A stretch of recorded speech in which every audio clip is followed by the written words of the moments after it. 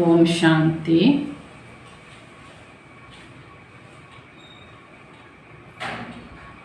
ಮಸ್ತಕದ ನಡುವೆ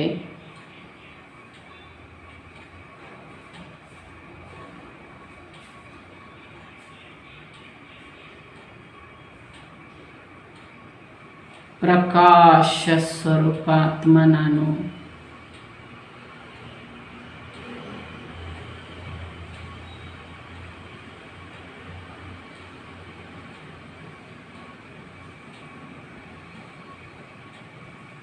अनादि परंधाम निवासी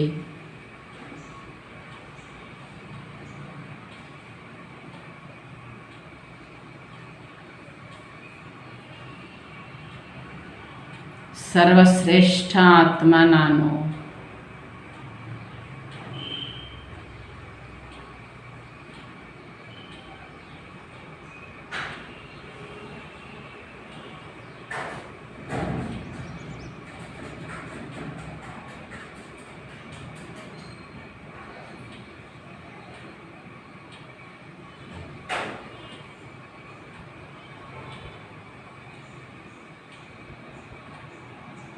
ಓಂ ಶಾಂತಿ, ಓಂ ಶಾಂತಿ.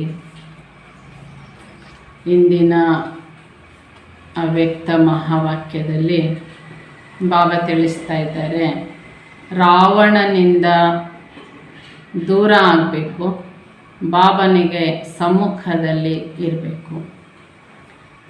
ಈಗ ನಮ್ಮೊಳಗೆ ರಾವಣ ಇದ್ದಾನ, ನಾವು ರಾವಣನ ಎದುರಲ್ಲಿದ್ದೇವೋ ಅಥವಾ ಬಾಬನ ಎದುರಲ್ಲಿದ್ದೇವೋ, ಮೊದಲು ನಮ್ಮ ಈ ಸ್ಥಿತಿ ನಮಗೆ ಸ್ಪಷ್ಟ ಆಗಬೇಕು. ಇದನ್ನು ಬಾಬಾ ನಮಗೆ ಅರ್ಥ ಮಾಡಿಸ್ತಿದ್ದಾರೆ. ಮುರಳಿ ದಿನಾಂಕವಾಗಿದೆ 27/5/72. ರಾವಣ ಸೇ ವಿಮುಖ ಅವ್ರ ಬಾಪಕ್ಕೆ ಸಮ್ಮುಖ ರಹೋ. ನಾವು ರಾವಣನಿಂದ ವಿಮುಖರಾಗಿ ಬಾಬನ ಸಮ್ಮುಖದಲ್ಲಿರಬೇಕು. इस समय जो सभी बैठे हो, सभी के इस समय की स्टेज ಶ್ರೇಷ್ಠ ಸ್ಟೇಜ್ ಕಹೆ ವ ಅವ್ಯಕ್ತ ಸ್ಥಿತಿ ಕಹೆ. ಈಗ ಈ ಸಮಯದಲ್ಲಿ ನೀವೆಲ್ಲ ಕೂತ್ಕೊಂಡಿದ್ದೀರಿ ಸಭೆಯೊಳಗೆ. ನೀವು ಈ ಸಭೆಯಲ್ಲಿ ಕೂತ ಸಮಯದಲ್ಲಿ ನಿಮ್ಮ ಸ್ಥಿತಿ ಶ್ರೇಷ್ಠವಾಗಿದೆಯಾ ಅಥವಾ ನಿಮ್ಮ ಈ ಸ್ಥಿತಿಗೆ, ಈ ಶ್ರೇಷ್ಠವಾದ ಸ್ಥಿತಿಗೆ ಅವ್ಯಕ್ತ ಸ್ಥಿತಿ ಎಂದು ಹೇಳಬಹುದಾ? इस समय सभी के अव्यक्त स्थिति है, वह अभी भी कोई व्यक्त भाव में स्थित है. ಈಗ ನಿಮ್ಮ ಸ್ಥಿತಿ ಅವ್ಯಕ್ತ ಸ್ಥಿತಿ ಇದೆಯಾ ಅಥವಾ ಯಾವುದೇ ವ್ಯಕ್ತ ಭಾವದಲ್ಲಿದೆಯಾ? कोई भी व्यक्त स्थिति में स्थित होकर बैठेंगे तो अव्यक्त मिलन व अव्यक्त बोल कहो धारणा नहीं कर सकेंगे. ಹೀಗೆ ಯಾವುದೇ ಪ್ರಕಾರದ ವ್ಯಕ್ತ ಸ್ಥಿತಿಯಲ್ಲಿ ಕೂತ್ಕೊಂಡಿದ್ರೆ ಅಲ್ಲಿ ಅವ್ಯಕ್ತ ಮಿಲನದ ಅವ್ಯಕ್ತ ಮಾತುಗಳ ಧಾರಣೆ ಆಗೋದಿಲ್ಲ. ಅದಕ್ಕೆ ಬಾಬಾ ಯಾವಾಗಲೂ ಹೇಳ್ತಾರಲ್ಲ, ನೀವು ಮುರಳಿ ಕೇಳಬೇಕಾದ್ರೆ ನೀವು ಆತ್ಮಿಕ ಸ್ಥಿತಿಯಲ್ಲಿ ಕೂತು ಮುರಳಿ ಕೇಳಿದ್ರಷ್ಟೇ ಮುರಳಿ ವಾಕ್ಯಗಳು ತಲೆಯಲ್ಲಿ ಹೋಗ್ತವೆ. ಹಾಗೆ ಬಾಬಾ ಇದಕ್ಕೆ ವ್ಯಕ್ತ ಅಂತ ಹೇಳ್ತಾರೆ. ವ್ಯಕ್ತ ಸ್ಥಿತಿಯಲ್ಲಿ ಕೂತ್ರೆ ಅವ್ಯಕ್ತ ಮಾತುಗಳು ಧಾರಣೆ ಆಗುವುದಿಲ್ಲ. तव्यक्त स्थिति में स्थित हो, जो नहीं है वे हाथ उठाओ. अगर इस समय अव्यक्त स्थिति में स्थित हो, अव्यक्त स्थिति में स्थित हो, व्यक्त भाव के भान से परे हो, तो क्यों परे हो? ಈಗ ಅವ್ಯಕ್ತ ಸ್ಥಿತಿಯಲ್ಲಿ ಸ್ಥಿತರಾಗಿದ್ದೀರಾ, ಕೈ ಎತ್ತಿ ಅಂತ ಬಾಬಾ ಹೇಳ್ತಾರೆ. ಒಂದು ವೇಳೆ ಈ ಸಮಯದಲ್ಲಿ ಅವ್ಯಕ್ತ ಸ್ಥಿತಿಯಲ್ಲಿ ಸ್ಥಿತರಾಗಿದ್ದರೆ ಹಾಗಾದರೆ ವ್ಯಕ್ತ ಭಾವನೆ ಅಂದರೆ ಏನು? ವ್ಯಕ್ತ ಭಾವನೆಯಲ್ಲಿ ಯಾಕೆ ಬರ್ತೀರಿ? तो क्यों परे हो? ವ್ಯಕ್ತ ಭಾವದಿಂದ ಯಾಕೆ ಭಿನ್ನ ಆಗಿದ್ದೀರಿ? सभी की एक ही ಅವ್ಯಕ್ತ ಸ್ಥಿತಿ क्यों ಬನ್ನಿ, ಕೈಸೆ ಬನ್ನಿ? ಹೀಗೆ ಎಲ್ಲರದು ಕೂಡ ಅವ್ಯಕ್ತ ಸ್ಥಿತಿ ಯಾಕೆ ಆಗಬೇಕು, ಹೇಗೆ ಆಗಬೇಕು? ಅವ್ಯಕ್ತ बाप दादा के सामने होने के कारण सभी की एक ही ಅವ್ಯಕ್ತ ಸ್ಥಿತಿ बन गई है. ಅವ್ಯಕ್ತ ಬಾಪ್ ದಾದಾರವರ ಸಮ್ಮುಖದಲ್ಲಿರುವುದರಿಂದಾಗಿ ಎಲ್ಲರದು ಒಂದೇ ರೀತಿ ಅವ್ಯಕ್ತ ಸ್ಥಿತಿ आगुत्तदेया? तो ऐसे ही अगर सदा अपने को बाप दादा के सम्मुख समझ करके चलो तो क्या स्थिति होगी? ಹೇಗೆ ಈಗ ಬಾಬನ ಮಿಲನ ಅಂತ ಬಂದಾಗ ಬಾಬನ ಸಮ್ಮುಖದಲ್ಲಿ ಕೂತಿದ್ದೇನೆ ಅಂತಲೇ ಅವ್ಯಕ್ತ ಸ್ಥಿತಿ ಅನುಭವ ರೂಪಣೆ ಆಗಿಬಿಡುತ್ತೆ. ಅದೇ ರೀತಿಯಾಗಿ ಒಂದು ವೇಳೆ ಸದಾ ಪ್ರತಿದಿನ ಕ್ಷಣ ಕ್ಷಣಕ್ಕೂ ಬಾಪ್ದಾದಾನ ಸಮ್ಮುಖದ ಅನುಭವ ಮಾಡ್ತಾ ಇದ್ದರೆ ಸ್ಥಿತಿ ಹೇಗಿರ್ಬೋದು? अव्यक्त होगी ना, तो बाप दादा के सदा सम्मुख रहने के बजाय बाप दादा के अपने से अलग और दूर क्यों समझकर चलते हो? ಹಾಗಾದರೆ ಅವ್ಯಕ್ತ ಸ್ಥಿತಿ ಬರ್ತದೆ ಅಂತ ಅರ್ಥ ಆಯಿತು. ಆದ್ದರಿಂದ ಸದಾಕಾಲ ಬಾಪ್ ದಾದಾನ ಸಮ್ಮುಖದಲ್ಲಿರುವ ಬದಲಾಗಿ ದೂರ ಯಾಕೆ ಹೋಗ್ತೀರಿ? ಸದಾ ಬಾಪ್ ದಾದಾನ ಸಮ್ಮುಖತೆ ಅನುಭವನ ಮಾಡ್ತಿಲ್ಲ ಯಾಕೆ? जैसे एक सीता का मिसाल सुनाते, वह सुनते रहते हो कि सीता सदा किसी के सम्मुख रहती थी. ಹೀಗೆ ರಾಮಾಯಣದಲ್ಲಿ ನಾವು ಸೀತೆಯ ಕಥೆ ಕೇಳಿದ್ದೇವೆ. ಸೀತೆ ಸದಾ ಕಾಲ ರಾಮನ ಜೊತೆಗೆ ಅಥವಾ ರಾಮನ ಸಮ್ಮುಖದಲ್ಲಿ ಇದ್ರು ಅಂತ ಕಥೆ ಕೇಳಿದೆ ತಾನೆ. तो सम्मुख अर्थात स्थूल में सम्मुख नहीं, लेकिन बुद्धि से सदा बाप दादा के सम्मुख रहना. ಸಮ್ಮುಖ ಅಂದರೆ ಅರ್ಥ ನಾವು ಸದಾ ಬಾಬನ ರೂಮಲ್ಲಿ, ಬಾಬನ ಕೋಣೆಯಲ್ಲಿ ಬಾಬನ ಮುಂದೆ ಕುತ್ಕೊಂಡು ಬಿಡೋದು ಅಂತಲ್ಲ. ಬುದ್ಧಿಯಿಂದ ಬಾಪ್ ದಾದಾನ ಸಮ್ಮುಖತೆಯಲ್ಲಿರುವುದು. ಬಾಪ್ ದಾದಾಕ್ಕೆ ಸಮ್ಮುಖ ರಹನ ಅರ್ಥಾತ್ ರಾವಣ ಮಾಯಾ ಸೆ ವಿಮುಖ ರಹನ. ಹೀಗೆ ಬಾಪ್ ದಾದಾನ ಸಮ್ಮುಖದಲ್ಲಿರೋದು ಅಂದ್ರೇ ಅರ್ಥ ಮಾಯಾ ರಾವಣನಿಂದ ದೂರ ಆಗೋದು. ಜೋ ಅತಿ प्यारा संबंध होता है, उससे स्वतः ही सम्मुख ही बैठते उठते खाते पीते चलते अर्थात सदा साथ का अनुभव होता है. ನೋಡಿ, ವ್ಯಕ್ತದಲ್ಲಿ ಕೂಡ ಯಾರ ಮೇಲೆ ತುಂಬ ಪ್ರೀತಿ ಇರ್ತದೆ ಆ ಮನುಷ್ಯರನ್ನು, ಆ ವ್ಯಕ್ತಿಗಳನ್ನು ಮುಂದೆ ಇದ್ದಾರೆ, ಜೊತೆಗೆ ಇದ್ದಾರೆ, ಊಟ ಮಾಡ್ತಿದ್ದಾರೆ, ಓಡಾಡ್ತಿದ್ದಾರೆ ಅಂತ ಹಾಗೆ ಅನುಭವನ ಮಾಡ್ತಾ ಇರ್ತಾರೆ. तो क्या बाप दादा के सदा सम्मुख नहीं रह सकते? ಹಾಗೆ ಬಾಬಾನು ಕೂಡ ನಮಗೆ ಕೇಳ್ತಾರೆ, ನೀವು ನನ್ನನ್ನು ಸಮ್ಮುಖತೆ ಜೊತೆತನದ ಅನುಭವನ ಮಾಡಲಿಕ್ಕಾಗೋದಿಲ್ವಾ? अगर सदा सम्मुख रहेंगे तो सदा ಅವ್ಯಕ್ತ ಸ್ಥಿತಿ रहेगी, तो दूर क्यों हो जाते? ಸದಾ ಬಾಬನ ಜೊತೆ ಸಮ್ಮುಖದಲ್ಲಿದ್ದರೆ ಅವ್ಯಕ್ತ ಸ್ಥಿತಿ ಬಂದ್ಬಿಡುತ್ತದೆ. ಹಾಗಾದರೆ ಯಾಕೆ ದೂರ ಹೋಗ್ತೀರಾ ತಂದೆಯಿಂದ? क्या यह भी बचपना का खेल करते हो? कई ऐसे बच्चे होते हैं जो जितना ही माँ बाप पास में बुलाते उतना ही नटखट होने के कारण दूर भागते हैं. ಹೀಗೆ ಬಾಬಾ ಹೇಳ್ತಿದ್ದಾರೆ, ನೀವು ಕೂಡ ಈ ಹುಡುಗಾಟಿಕೆ ಆಟ, ಬಾಲ್ಯತನದ ಆಟ ಆಡ್ತಿದ್ದೀರಾ. ಏಕೆಂದರೆ ಕೆಲವು ಮಕ್ಕಳು ಲೌಕಿಕದಲ್ಲಿ ಹೀಗಿರ್ತಾರೆ, ತಂದೆ ತಾಯಿಗಳು ಮಕ್ಕಳನ್ನು ಹತ್ತಿರ ಕರಿತಾ ಇದ್ದರೆ ಮಕ್ಕಳು ಹುಡುಗಾಟಿಕೆಯಿಂದ ವಯ್ಯಾರ ಮಾಡ್ತಾರೆ, ನಾಟಕ ಮಾಡ್ಕೊಂಡು ದೂರ ದೂರ ಓಡೋಗ್ತಿರ್ತಾರೆ. ಅವ್ರ ಹಿಂದೆ ತಂದೆ ತಾಯಿ ಓಡ್ತಿರ್ತಾರೆ ಅವರನ್ನು ಹಿಡಿಲಿಕ್ಕೆ. तो क्या यह अच्छा लगता है? ಇದು ಅಂತೂ ಲೌಕಿಕದಲ್ಲಿ ಮಕ್ಕಳು ಮಾಡೋ ವಿಚಾರ ಆಯಿತು. ಇದು ನೀವು ಹೀಗೆ ಮಾಡ್ತೀರಿ, ನಿಮಗಿದು ಚಂದ ಕಾಣ್ತದ ಅಂತ ಬಾಬಾ ಕೇಳ್ತಾರೆ. सदा अपने को सम्मुख समझने से अपने को सदा आल्मिटी ಅಥಾರಿಟಿ महसूस करेंगे. ಹೀಗೆ ಬಾಬಾ ನನ್ನ ಜೊತೆಗಿದ್ದಾರೆ, ಬಾಬನ ಸಮ್ಮುಖದಲ್ಲಿದ್ದೇನೆ, ಬಾಬಾ ನನ್ನ ಕೈ ಹಿಡಿದಿದ್ದಾರೆ, ನಾನು ಬಾಬನ ಕೈ ಹಿಡಿದು ನಡೀತಾ ಇದ್ದೇನೆ ಅಂತ ಅನುಭವ ಮಾಡುವಂತಹ ಮಕ್ಕಳಿಗೆ ಅವಶ್ಯ ಅವರು ಬಾಬಾ ಹೇಳ್ತಿದ್ದಾರೆ ಬಾಬನಿಂದ ಸರ್ವಶಕ್ತಿಗಳನ್ನು ಪಡಿತಾ ಇರ್ತಾರೆ. ಆಲ್ಮೈಟಿ ಅಥಾರಿಟಿಗಾಗಿ ಅವರು कोई भी ಅಥಾರಿಟಿ ವಾರ್ नहीं कर सकती. ಹೀಗೆ ಯಾರು ಆಲ್ಮೈಟಿ ಅಥಾರಿಟಿಯನ್ನು ಹೊಂದಿರ್ತಾರೆ ಅವರಿಗೆ ಮಾಯೆ ಯಾವುದೇ ಅಥಾರಿಟಿ ದಾಳಿ ಮಾಡುವುದಿಲ್ಲ. ಆಲ್ಮೈಟಿ ಅಥಾರಿಟಿ ಕभी भी हार नहीं खा सकते. ಹೀಗೆ ಮಾಸ್ಟರ್ ಸರ್ವಶಕ್ತಿವಂತರಾದಂಥವರು, ಸರ್ವಶಕ್ತಿವಂತನನ್ನು ಜೊತೆ ಮಾಡಿಕೊಂಡವರು ಎಂದಿಗೂ ಕೂಡ ಮಾಯೆಗೆ ಅವರು ಸೋಲೋದಿಲ್ಲ.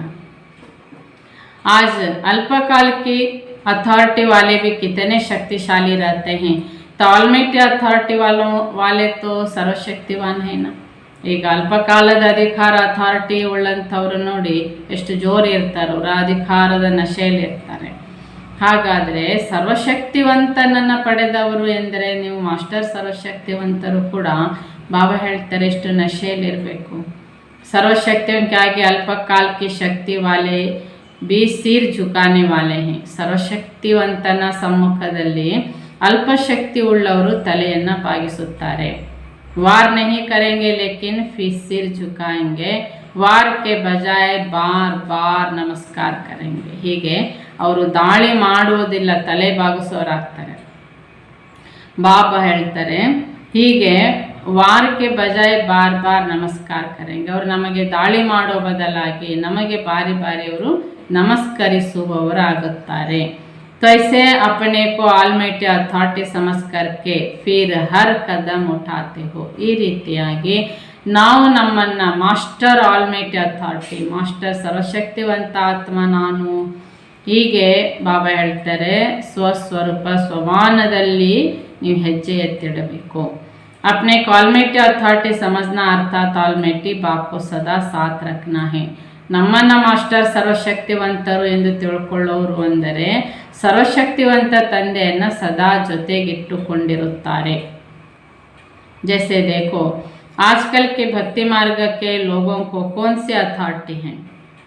ಈಗಿನ ಭಕ್ತಿ ಮಾಡುವಂತಹ ಆ ಭಕ್ತರಿಗೆ ಯಾವ್ದು ಅಥಾರಿಟಿ ಇರ್ತದೆ?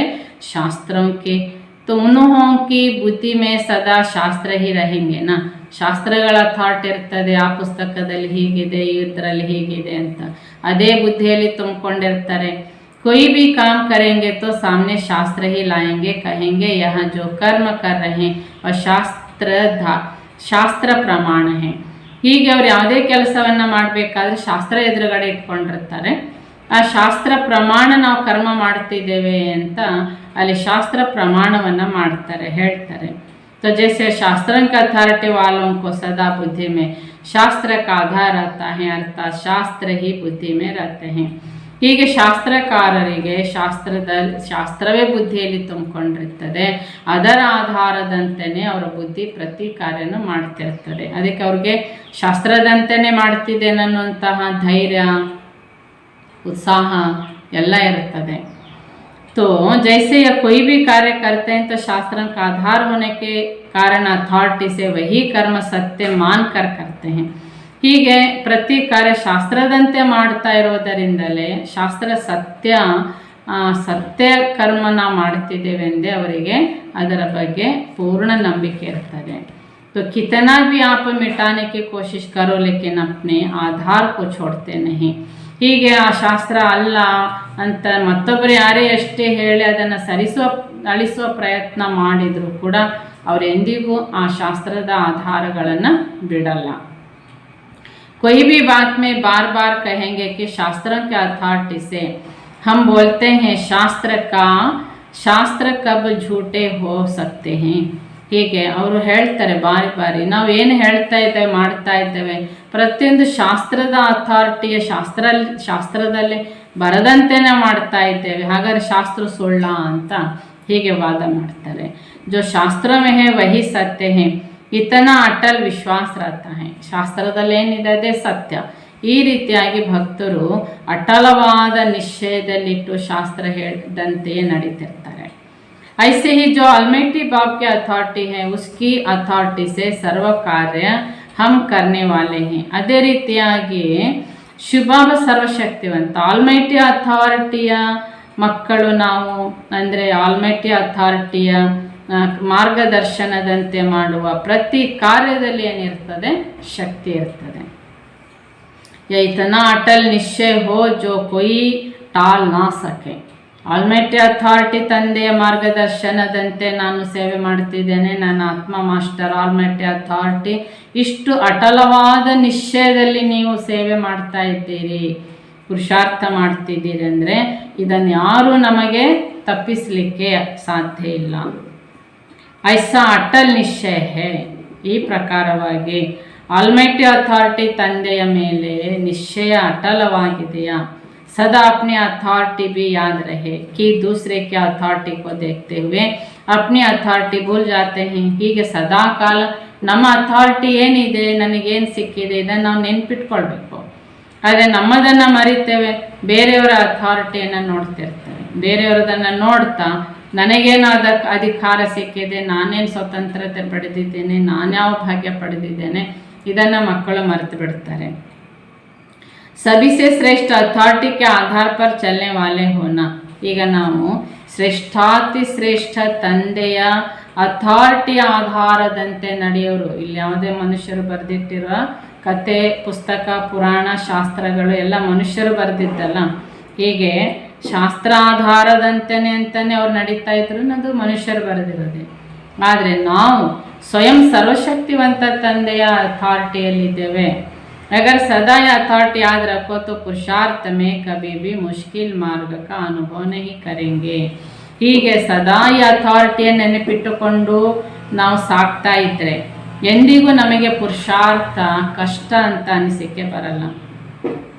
कितना भी कोई बड़ा कार्य हो लेकिन अथॉरिटी के आधार से ಅತಿ ಸಹಜ ಅನುಭವ ಕರೆಂಗೆ. ಎಷ್ಟೇ ದೊಡ್ಡ ಕೆಲಸ ಇರ್ಬೋದು, ಕಠಿಣ ಕೆಲಸ ಆಗಿರ್ಬೋದು, ಆದರೆ ಆಲ್ಮೈಟಿ ಅಥಾರಿಟಿ ಜೊತೆಗಿದ್ದಾರೆ, ಸಮ್ಮುಖ ಇದ್ದಾರೆ ಎಂದು ಅನುಭವ ಮಾಡೋರಿಗೆ ಪ್ರತಿ ಕಾರ್ಯನೂ ಸುಲಭ ಆಗುತ್ತೆ.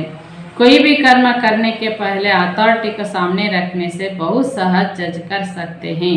ಹೀಗೆ ಯಾವುದೇ ಕಾರ್ಯವನ್ನು ಮಾಡುವ ಪೂರ್ವದಲ್ಲಿ ಸರ್ವಶಕ್ತಿವಂತನನ್ನು ಸಮ್ಮುಖದಲ್ಲಿಟ್ಟುಕೊಂಡು ಬಾಬಾ ನಾನು ಈ ಸೇವೆ ಮಾಡ್ತೇನೆ, ಬಾಬಾ ಹೀಗೆ ಮಾಡ್ತೇನೆ ಅಂತ ನೀವು ಹೇಳ್ತಾ ಕೇಳ್ತಾ ಮಾಡಿ, ಅಲ್ಲಿ ನಿಮ್ಮ ತೀರ್ಮಾನ ಕೂಡ ಕರೆಕ್ಟಾಗಿ ಆಗಿರ್ತದೆ. ಅಂದರೆ ಆ ಕಾರ್ಯ ಸಂಪೂರ್ಣ ಸಿದ್ಧಿ ಆಗ್ತದೆ. सामने अथॉरिटी का आदर होने के कारण सिर्फ उनको कॉपी करना है. ಮುಂದೆ ಸಮ್ಮುಖದಲ್ಲಿ ಅಥಾರಿಟಿ ಮಾಡಿದವರು ಬಾಪದಾದ ಇದ್ದಾರೆ, ಅವರನ್ನು ಕಾಪಿ ಮಾಡೋದು ಮಾತ್ರ. ನಾವು ಕಾಪಿ ಕರ್ನಾ ತೋ ಸಹಜ ಹೋತಾ ಹೈ, ಮುಷ್ಕಿಲ್ ಹೋತಾ ಹೈ. ಒಬ್ಬರು ಮಾಡಿದಂತೆ ಮತ್ತೊಬ್ಬರು ಮಾಡೋದು ಸುಲಭ ತಾನೇ, ಕಷ್ಟ ಆಗೋದಿಲ್ಲ.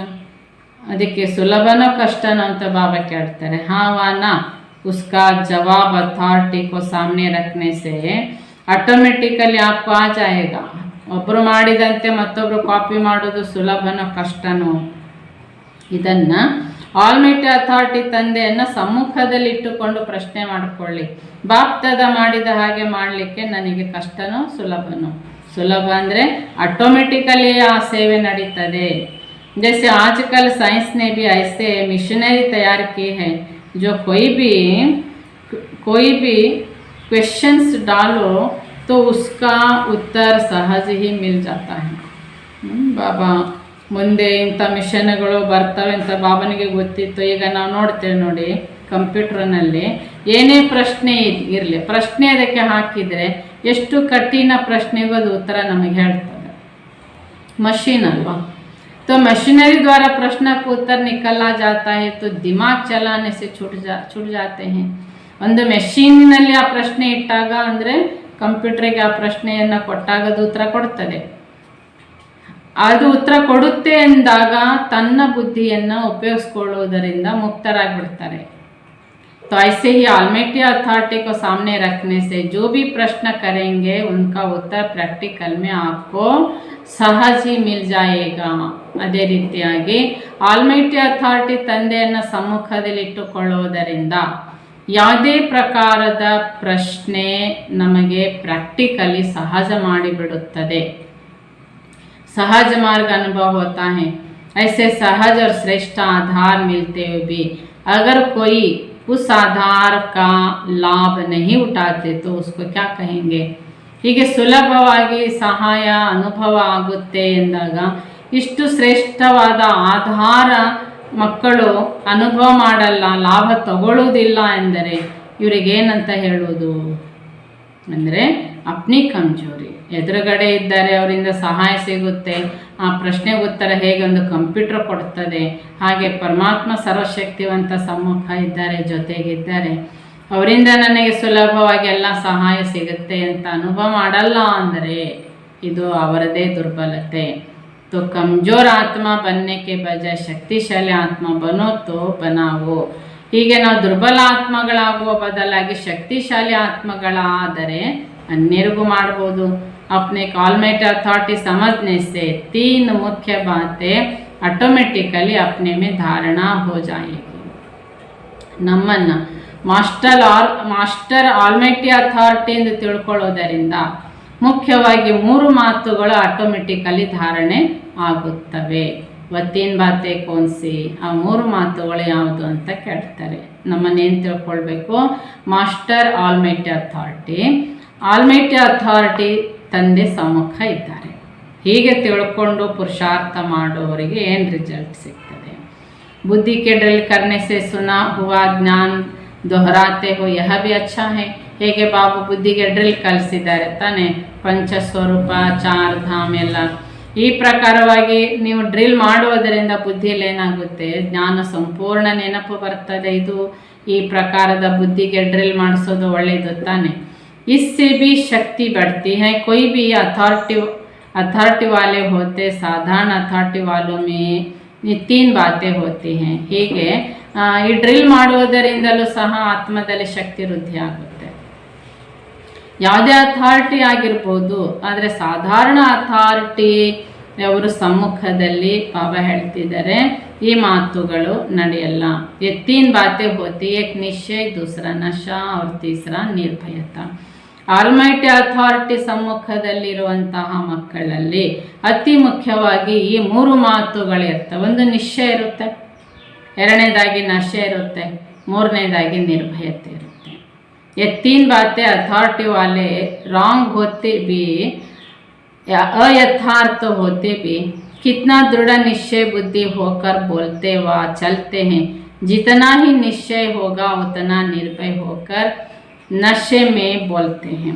ಹೀಗೆ ಈ 3 ಪ್ರಕಾರದ ವಿಶೇಷತೆ ಅಥಾರಿಟಿ ಉಳ್ಳವರಲ್ಲಿ ಇರ್ತದೆ. ಒಂದು ನಿಶ್ಚಯ, ನಶೆ, ನಿರ್ಭಯತೆ.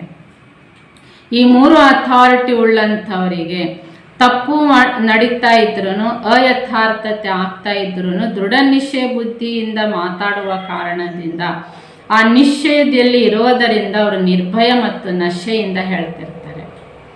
ಐಸೆ ದೇಖೋ ಜಬ್ आप सभी ऑलमाइटी अथॉरिटी हो, सभी से श्रेष्ठ अथॉरिटी वाले हो, तो कितना नशा रहना चाहिए ನೋಡಿ. ಈಗಲೇ ಪ್ರಾಕ್ಟಿಕಲಿ ನೀವು ನೋಡ್ಕೊಳ್ಳಿ ನಿಮ್ಮನ್ನು. ನಾನು ಆಲ್ಮೈಟಿ ಅಥಾರಿಟಿಯ ತಂದೆ ಸಮ್ಮುಖದಲ್ಲಿದ್ದೇನೆ, ನಾನು ಮಾಸ್ಟರ್ ಆಲ್ಮೈಟಿ ಅಥಾರಿಟಿ ಅಂದರೆ ಎಷ್ಟು ನಶೆ ಇರ್ತದೆ ಅಲ್ಲ. 1 ನಿಮಿಷದ ಪ್ರಾಕ್ಟೀಸ್ನಲ್ಲಿ ಕೂಡ ನಿಮಗೆ ಎಷ್ಟು ಖುಷಿ ಆಗ್ತದೆ. ಹಾಗೆಯೇ ಕಿತ್ತನಾ ನಿಶ್ಚಯ ಸೇ ಬೋಲ್ನಾ ಚಾಹಿಯೆ. ಹಾಗೆ ಎದುರಲ್ಲಿ ನಮಗೆ ಆಲ್ಮೈಟಿ ಅಥಾರಿಟಿ ಇದ್ದಾರೆ ಅಂದಾಗ ನೀವು ಎಷ್ಟು ನಿಶ್ಚಯದಿಂದ ಸತ್ಯ ಮಾತು ಹೇಳಬೇಕು.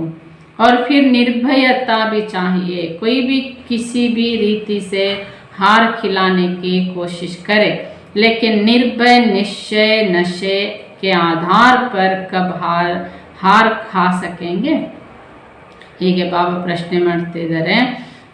ನಾವು ಪರಮಾತ್ಮ ಸರ್ವಶಕ್ತಿವಂತ ತಂದೆಯ ಸಮ್ಮುಖದಲ್ಲಿದ್ದೇವೆ, ನಾವು ಮಾಸ್ಟರ್ ಆಲ್ಮೈಟಿ ಅಥಾರಿಟಿ ಆಗಿದ್ದೇವೆ. ಹೀಗಿರಬೇಕಾದ್ರೆ ಯಾರೇ ನಮ್ಮನ್ನು ಎಷ್ಟೇ ಸುಳ್ಳು ಮಾತನ್ನು ಹೇಳಿ ಹೆದರಿಸುವಂಥ ಪ್ರಯತ್ನ ಮಾಡಿದ್ರು ಕೂಡ ನೀವು ನಿರ್ಭಯರಾಗಿ ನಿಶ್ಚಯದಲ್ಲಿ ನಶೆಯಲ್ಲಿದ್ದೀರಿ ಅಂದರೆ ಅವ್ರು ನಿಮ್ಮನ್ನು ಸೋಲಿಸ್ಲಿಕ್ಕೆ ಸಾಧ್ಯನಾ ಅಂತ ಕೇಳ್ತಾರೆ. ನಹಿ, ಸದಾ ವಿಜಯ್ ಹೋಂಗೆ. ಹೀಗೆ ಆಲ್ಮೈಟಿ ಅಥಾರಿಟಿಯ ಸಮ್ಮುಖದಲ್ಲಿರೋರು ನಿಶ್ಚಯ, ನಶೆ, ನಿರ್ಭಯದಲ್ಲಿರುವಂಥವರಿಗೆ ಸದಾ ವಿಜಯ ಇರುತ್ತೆ. विजयी ना होने का कारण इन 3 बातों में से कोई बात की कमी है. ನಮಗೆ ವಿಜಯ ಸಿಗ್ತಾ ಇಲ್ಲ ಅಂದರೆ ಈ 3 ಮಾತುಗಳಲ್ಲಿ ಒಂದಾದರೂ ಮಾತಿನ ಕೊರತೆ ಇರಬಹುದು. ನಿಶ್ಚಯ, ನಶೆ, ನಿರ್ಭಯ. इसलिए विजय नहीं बन पाते. तो ये तीनों ही बातें अपने आप में देखो कि कहाँ तक हर कदम उठाने में यह बातें प्रैक्टिकल में हैं. ಈ ರೀತಿಯಾಗಿ ನಾವೇ ನಮ್ಮನ್ನೀಗ ನೋಡ್ಕೋಬೇಕಾಗಿದೆ. ನಾನು ಎಷ್ಟು ವಿಜಯಿ ಆಗಿದ್ದೇನೆ ಅಂದರೆ ಎಷ್ಟರ ಮಟ್ಟಿಗೆ ನನ್ನಲ್ಲಿ ನಿಶ್ಚಯ ಇದೆ, ನಶೆ ಇದೆ, ನಿರ್ಭಯತೆ ಇದೆ ಅಂತ ಪ್ರಾಕ್ಟಿಕಲಿ ನಮ್ಮನ್ನು ನೋಡಿಕೊಂಡ್ರೆ ರಿಸಲ್ಟು ಕೂಡ ಅದರಂತೆಯೇ ಇರ್ತದೆ. एक होता है टोटल नॉलेज में, बाप में निश्चय, लेकिन कोई भी कर्म करते बोलते तीनों ही क्वालिफिकेशन रहे. ಹೀಗೆ ಟೋಟಲಿ ಜ್ಞಾನ ಅಂತೂ ಬಾಬಾ ನಮ್ಗೆ ಹೇಳ್ತಿದ್ದಾರೆ ನಿಶ್ಚಯ ಇದೆ. ಆದರೆ ಕೆಲವು ಕರ್ಮ ಮಾಡುವಾಗ ಮಾತಾಡಬೇಕಾದ್ರೆ 3 ಕ್ವಾಲಿಫಿಕೇಶನ್ ಬೇಕಾಗುತ್ತೆ. ಯಾ ಪ್ರಾಕ್ಟಿಕಲ್ ಕಿ ಬಾತ್ ದೂಸರೆ ಹೋತಿ ಹೈ. ಮೊದಲು ನಮ್ಮೊಳಗೆ 3 ಕ್ವಾಲಿಫಿಕೇಶನ್ ಬೇಕು. ಪ್ರಾಕ್ಟಿಕಲ್ ಇದ್ದ ಮಾತು ಮತ್ತೆ ಅಂತ ಹೇಳ್ತಾರೆ ಬಾಬಾ. और जब यह तीनों बातें हर कर्म हर बोल में आ जाएंगे, तभी आपके हर बोल हर कर्म ऑटोमेटिकली ಆಲ್ಮೈಟಿ ಅಥಾರಿಟಿ ಕೋ ಪ್ರತ್ಯಕ್ಷ ಕರೆಂಗೆ. ಹೀಗೆ ಪ್ರಾಕ್ಟಿಕಲಿ ನಮ್ಮೊಳಗೆ ಈ 3 ಮಾತುಗಳು, ಪ್ರತಿ ಕರ್ಮ ಮಾತಿನಲ್ಲಿ ಈ 3 ಲಕ್ಷಣಗಳು ನಿಶ್ಚಯ, ನಶೆ, ನಿರ್ಭಯತೆ ಇದ್ದಾಗ ಅಲ್ಲಿ ಆಲ್ಮೈಟಿ ಅಥಾರಿಟಿ ತಂದೆಯ ಸಮ್ಮುಖದಲ್ಲಿ ಇದ್ದೇವೆ ಅನ್ನೋದು ಪ್ರತ್ಯಕ್ಷ ಆಗುತ್ತೆ. ನಿಮಗೆ ಅನುಭವ ಆಗುತ್ತೆ, ಅನ್ಯರ ಮುಂದೆ ಅದು ಪ್ರತ್ಯಕ್ಷ ಆಗುತ್ತೆ. ಈ ಅನುಭವ ತಪ್ಪು ಕರೆಂಗೆ जब 1 सेकेंड भी अथॉरिटी को छोड़ करके कोई भी कर्म नहीं करेंगे. ಈ ಅನುಭವ ಯಾವಾಗುತ್ತೆ, ಒಂದು ಸೆಕೆಂಡು ಕೂಡ ಅಥಾರಿಟಿ ತಂದೆಯನ್ನ ಬಿಟ್ಟು ಅವ್ರು ಯಾವ ಕರ್ಮ ಮಾಡೋದಿಲ್ಲ. ಬೋಲ್ ನಹಿ ಬೋಲೆಂಗೆ, ಬಾಬನನ್ನ ಬಿಟ್ಟು, ಬಾಬನ ಮಾತು ಬಿಟ್ಟು ಬೇರೆ ಮಾತು ಅವರು ಹೇಳೋದಿಲ್ಲ. ಅಥಾರಿಟಿ ಕೋ ಬೋಲ್ನೆ ಸೆ ಸಾಧಾರಣ ಕರ್ಮ ಹೋ ಜಾತೆ. ಯಾವಾಗ ಬಾಬನನ್ನ ಮರಿತೇವೆ ಆಗ ನಮ್ಮಿಂದ ಏನಾಗುತ್ತೆ, ಸಾಧಾರಣ ಕರ್ಮಗಳಾಗ್ತವೆ. ತೋ अन्य लोगों को भी साधारण जैसे अन्य लोग थोड़ा बहुत कर रहे हैं वैसे ही अनुभव होता है. ಹೇಗೆ ನಾವು ಅನ್ಯರನ್ನು ನೋಡ್ತೇವೆ, ಅವ್ರು ಮಾಡ್ತಾ ಇದ್ದಾರೆ, ಅವ್ರು ಹೆಚ್ಚು ಮಾಡ್ತಾರೆ, ಕಮ್ಮಿ ಮಾಡ್ತಾರೆ, ನಾವು ಅನುಭವ ಮಾಡ್ತೇವಲ್ಲ ಅವ್ರು ಮಾಡ್ತಿರೋದು ಜಾಸ್ತಿ ಇದೆ, ಕಮ್ಮಿ ಇದೆ. जो आते भी हैं तो रिजल्ट में क्या कहते हैं, ಹೀಗೆ ಅವ್ರು ಮಾಡ್ತಾ ಇದ್ದಾರೆ ಅನ್ನೋದು ನಾವು ನೋಡ್ತಾ ಅವ್ರ ರಿಸಲ್ಟ್ ನಾವು ಹೇಳ್ತಾ ಇರ್ತಾನೆ. तो आप लोगों की विशेषता के वर्णन करते हुए साथ में विशेषता के साथ साधारणता भी जरूर वर्णन करते रहेंगे. ಹೀಗೆ ನಮ್ಮನ್ನು ನೋಡಿದಾಗ, ನಮ್ಮ ಸಮ್ಮುಖದಲ್ಲಿ ಬಂದಾಗ ಅವ್ರು ನಮ್ಮ ವಿಶೇಷತೆಯನ್ನು ಹೊಗಳ್ತಾ ಇದ್ರೂ ಕೂಡ ಸಾಧಾರಣತೆಯನ್ನು ಕೂಡ ಅವರು ಗಮನಿಸಿರ್ತಾರೆ, ಅದನ್ನು ಅವರು ಹೇಳ್ತಾರೆ. और संस्थाओं में भी ऐसे हैं, वैसे यह कर रहे, वैसे यह भी कर रहे. ಆಗ ಅವ್ರು ಏನು ಮಾಡ್ತಾರೆ, ನಾನು ಬೇರೆ ಸಂಘ ಸಂಸ್ಥೆಗಳಲ್ಲಿ ನೋಡಿದ್ದೇನೆ, ಅಲ್ಲಿನೂ ಹೀಗೆ ಮಾಡ್ತಾರೆ, ಇಲ್ಲಿನೂ ಹೀಗೆ ಮಾಡ್ತಾರಾ ಅಂತ ಅವ್ರು ಏನು ಮಾಡ್ತಾರೆ, ಅನ್ನ ಸಂಘ ಸಂಸ್ಥೆಗಳ ವಿಷಯವನ್ನು ನಮಗೆ ಹೇಳ್ತಾರೆ. ತೋ ಸಾಧಾರಣ ಹುಯಿನ ಏನಾಯ್ತು, ಇಲ್ಲಿ ಬೇರೆ ಸಂಘ ಸಂಸ್ಥೆಯವರು ಕೂಡ ಹೀಗೆ ಮಾಡ್ತಾರೆ ಅಂತ ಹೇಳಿದಾಗ ನಾವು ಸಾಧಾರಣರಾಗಿಬಿಟ್ವಿ ತಾನೆ. तो एक दो बात विशेष लगती है लेकिन हर कर्म हर बोल विशेष लगे जो और कोई से तुलना न कर सके. ಹೀಗೆ ಒಂದೆರಡು ಮಾತು ಬಂದರೆ ವಿಶೇಷ ಅನಿಸಿರಬಾರ್ದು, ನಮ್ಮ ಪ್ರತಿ ಮಾತು ಪ್ರತಿ ಕಾರ್ಯ ವಿಶೇಷ ಅನಿಸಿರಬೇಕು, ಮತ್ತು ಅವರ ಅನ್ಯರಿಗೆ ಹೋಲಿಕೆ ಮಾಡಿರಬಾರ್ದು. ಈ ಪ್ರಕಾರದ ಸ್ಟೇಜನ್ನು ನಾವು ತಲುಪಬೇಕಾಗಿದೆ. ಆಲ್ಮೈಟಿ ಕಿ कोई भी क्वालिटी साधारण कैसे हो सकती. ಆಲ್ಮೈಟಿ ಅಥಾರಿಟಿ ತಂದೆ ಸಮ್ಮುಖದಲ್ಲಿದ್ದಾರೆ, ಮಾಸ್ಟರ್ ಆಲ್ಮೈಟಿ ಅಥಾರಿಟಿ ಉಳ್ಳವರೆಂದರೆ ಅವರ ಯಾವ ಕಾರ್ಯನೂ ಸಾಧಾರಣ ಆಗಲಿಕ್ಕೆ ಹೇಗೆ ಸಾಧ್ಯ. परमात्मा के अथॉरिटी और आत्मा के अथॉरिटी में तो रात दिन का फर्क होना चाहिए. ಹೀಗೆ ಪರಮಾತ್ಮನ ಅಥಾರಿಟಿಗೂ ಮನುಷ್ಯರ ಅಥಾರಿಟಿಗೂ ಹಗಲು ರಾತ್ರಿ ವ್ಯತ್ಯಾಸ ಇರಲೇಬೇಕು ತಾನೆ. ऐसा अपने आप में अर्थात अपने बोल और कर्म में अन्य आत्माओं से रात दिन का अंतर महसूस करते हो. ಈ ರೀತಿಯಾಗಿ ನಾವು ನಮ್ಮ ಮಾತುಗಳಲ್ಲಿ ಕರ್ಮದಲ್ಲಿ ಅನ್ಯ ಆತ್ಮಗಳಿಗೂ ನಮಗೂ ಹಗಲು ರಾತ್ರಿಯ ವ್ಯತ್ಯಾಸ ಎಂಬ ಅನುಭವವನ್ನು ಮಾಡುತ್ತಿದ್ದೀರಾ. रात दिन का अंतर इतना होता है जो कोई को समझाने की आवश्यकता नहीं होती. ಹಗಲು ರಾತ್ರಿ ವ್ಯತ್ಯಾಸ ಇಷ್ಟಿರ್ತದೆ ಜ್ಞಾನ ಅಜ್ಞಾನಿಗಳಿಗೆ ಅಂದರೆ ಅಲ್ಲಿ ತಿಳಿಸಿ ಹೇಳೋ ಅವಶ್ಯಕತೆ ಇಲ್ಲ. ಯಾಕೆಂದರೆ ವ್ಯತ್ಯಾಸ ಅಂತರ ಆಟೋಮೆಟಿಕಲಿ ಕಾಣಿಸುತ್ತದೆ. ಆಟೋಮೆಟಿಕಲಿ ಸಮಜ ಯಹ ರಾತ್ ಯಹ ದಿನ ಹೇ. ಇದು ಹಗಲಾಗಿದೆ ಅಂತ ಯಾರು ಹೇಳಬೇಕಾ, ಕಾಣ್ತದೆ. ಕತ್ತಲಾಗಿದೆ ಅಂತ ಹೇಳಬೇಕಾ, ಇಲ್ಲ, ಕಾಣ್ತದೆ. ಅದೇ ರೀತಿಯಾಗಿ ಜ್ಞಾನ ಅಜ್ಞಾನಿಗಳಿಗೂ ಅಥಾರಿಟಿ ಉಳ್ಳವರಿಗೆ ಅಥಾರಿಟಿ ಉಳ್ಳದೇ ಇರೋರಿಗೂ ವ್ಯತ್ಯಾಸ ಸ್ಪಷ್ಟವಾಗಿ ಕಾಣ್ತದೆ. तो आप भी जबकि ಆಲ್ಮೈಟಿ ಅಥಾರಿಟಿ के आधार से हर कर्म करने वाले हो. ಹೀಗೆ ನಾವೀಗ ಆಲ್ಮೈಟಿ ಅಥಾರಿಟಿ ಶಿವಬಾಬನ ಆಧಾರ ಪಡೆದು ನಾವು ಪ್ರತಿಯೊಂದು ಕರ್ಮ ಮಾಡುತ್ತೇವೆ. ಹರ್ ಡೈರೆಕ್ಷನ್ ಪ್ರಮಾಣ ಚಲನೆ ವಾಲೆ ಹೋ. ಆಲ್ಮೈಟಿ ಅಥಾರಿಟಿಯ ಡೈರೆಕ್ಷನ್ ಅಂತಲೇ ನಡೆಯುವಂತಹ ಆತ್ಮಗಳು ನಾವು. तो अंतर रात दिन का दिखाई देना चाहिए. ಹೀಗೆ ನಮಗೆ ಅನ್ಯರಿಗೂ ನಮಗೂ ಹಗಲು ರಾತ್ರಿಯ ವ್ಯತ್ಯಾಸ ನೋಡೋರಿಗೆ ಕಾಣಿಸ್ಬೇಕು ಅಂತ ಹೇಳ್ತಾರೆ. ऐसे अंतर हो जो आने से ही समझ ले कि कोई साधारण स्थान नहीं, इन्हों के नॉलेज साधारण नहीं. ಹೀಗೆ ಬಾಬನ ಮನೆ ಒಳಗೆ ಪ್ರವೇಶಿಸುವಾಗಲೇ ಅನ್ಯ ಆತ್ಮಗಳಿಗೆ ಹೊಸಬರಿಗೆ ಅನುಭವ ಆಗಬೇಕು, ಇದು ಸ್ಥಾನನೂ ಸಾಧಾರಣ ಅಲ್ಲ, ಇಲ್ಲಿರೋ ವ್ಯಕ್ತಿಗಳು ಸಾಧಾರಣರು ಅಲ್ಲ. ऐसे जब प्रभाव पड़े तब समझे अपने ಅಥಾರಿಟಿ को प्रत्यक्ष कर रहे. ಈ ರೀತಿಯಾಗಿ ಬಾಬಾ ಹೇಳ್ತಾರೆ, ಅನ್ಯ ಆತ್ಮಗಳ ಮೇಲೆ ಪ್ರಭಾವ ಬಿದ್ದಾಗ ಆಗ ಅರ್ಥ ಆಗುತ್ತೆ ನೀವು ಆಲ್ಮೈಟಿ ಅಥಾರಿಟಿ ತಂದೆಯನ್ನು ಪ್ರತ್ಯಕ್ಷ ಮಾಡಿದ್ರಿ. जैसे शास्त्रवादियों के बोल दिखाई देते हैं कि इन्हों को शास्त्रों का अथॉरिटी है. ಈಗ ಶಾಸ್ತ್ರವಾದಿಗಳು ಶಾಸ್ತ್ರ ಹೇಳುವಾಗ ಅವ್ರ ಬಗ್ಗೆ ಹೇಳ್ತಾರೆ, ಇವರು ತುಂಬ ಶಾಸ್ತ್ರಗಳನ್ನು ಕರಗತ ಮಾಡ್ಕೊಂಡ್ಬಿಟ್ಟಿದ್ದಾರೆ ಅಂತ.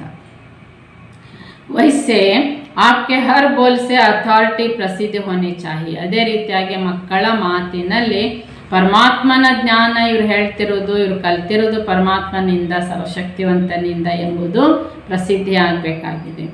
ಫೈನಲಿ ಸ್ಟೇಜ್ ತೋ ಯಹಿ ಹೈನಾ, ಕೊನೆಗೂ ಶಿವಬಾಬಾ ನಮಗೇನು ಸತ್ಯ ಜ್ಞಾನ ಕಲಿಸ್ತಾರೆ, ಇದೇ ಸ್ಟೇಜ್ ಪ್ರತ್ಯಕ್ಷ ಆಗಬೇಕಾಗಿದೆ ತಾನೆ. ಬೋಲ್ ಸೆ, ಚಹರೆ ಸೆ, ಚಲನ್ ಸೆ, ಸಭಿ ಸೆ ಅಥಾರಿಟಿ ಕಾ ಮಾಲೂಮ್ ಪಡ್ನಾ ಚಾಹಿಯೇ. ನಮ್ಮ ಮಾತಿನಿಂದ, ಚಹರೆಯಿಂದ, ನಡವಳಿಕೆಯಿಂದ ಸರ್ವಶಕ್ತಿವಂತ ತಂದೆ ನಮಗೇನು ಕಲಿಸಿದ್ದಾರೆ ಅದು ವ್ಯಕ್ತ ಆಗಬೇಕು ತಾನೆ. आजकल के ज़माने में अगर छोटी मोटे अथॉरिटी वाले ऑफिसर अपने कर्तव्य में जब होते हैं तो कितना अथॉरिटी का कर्म दिखाई देता है. ವರ್ತಮಾನ ಜಗತ್ತಿನಲ್ಲಿ ನೋಡಿ, ಚಿಕ್ಕ ಪುಟ್ಟ ಆಫೀಸರ್ಸ್ಗಳು ಕೂಡ ತಮ್ಮ ಕರ್ತವ್ಯದ ಅಧಿಕಾರದ ದರ್ಪವನ್ನು ಎಷ್ಟು ತೋರಿಸ್ತಾರೆ ಅವರು.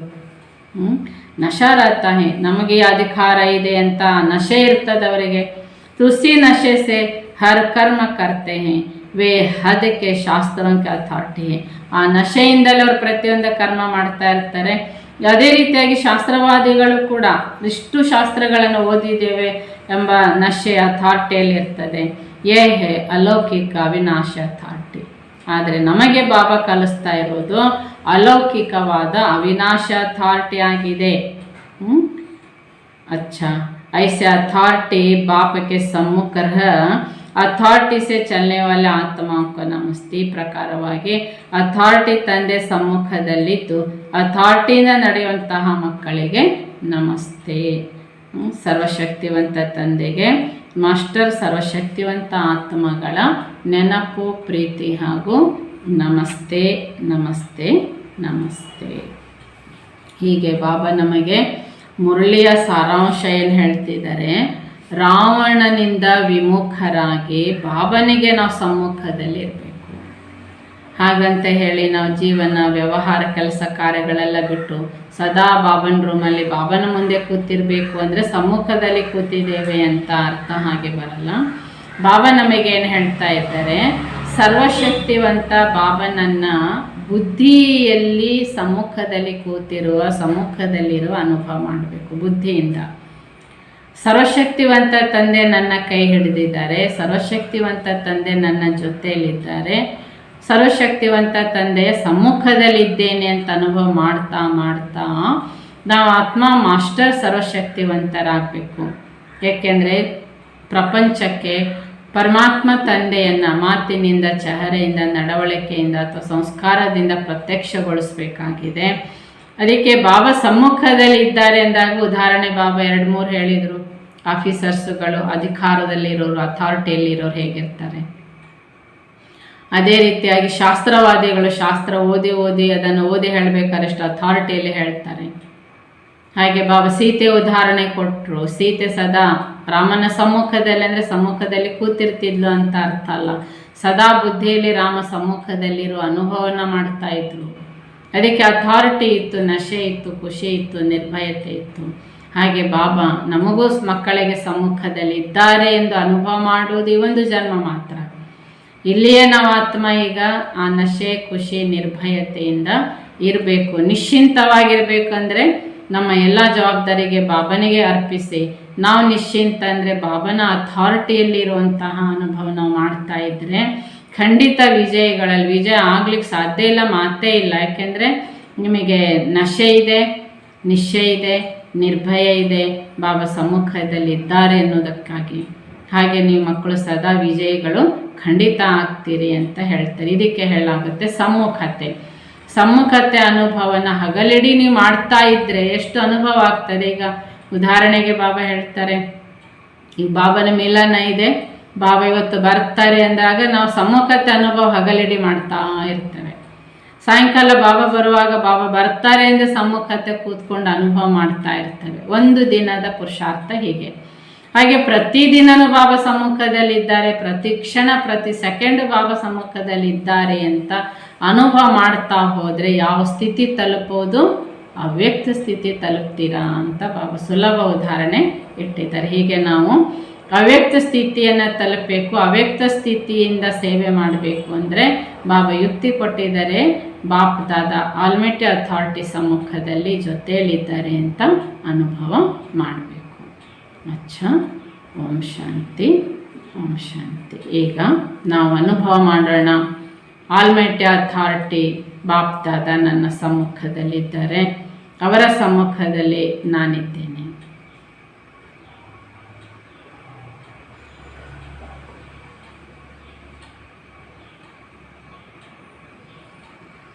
ಓಂ ಶಾಂತಿ. ನಿರಾಕಾರ ಬಿಂದು ಸ್ವರೂಪಾತ್ಮ ನಾನು.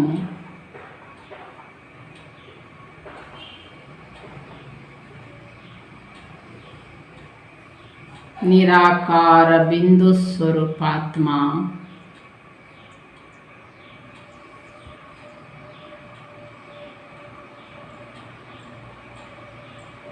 ಸರ್ವಶಕ್ತಿವಂತ ತಂದೆಯ ಸಮ್ಮುಖದಲ್ಲಿದ್ದೇನೆ.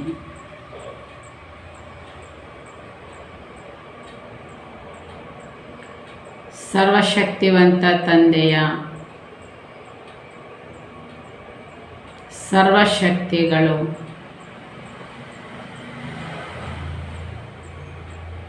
ಕಿರಣಗಳ ಮೂಲಕ ನನ್ನಲ್ಲಿ ತುಂಬುತ್ತಿವೆ.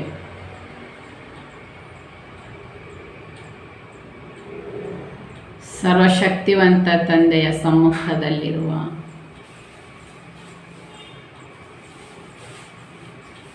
ಮಾಸ್ಟರ್ ಸರ್ವಶಕ್ತಿವಂತ ಆತ್ಮ ನಾನು.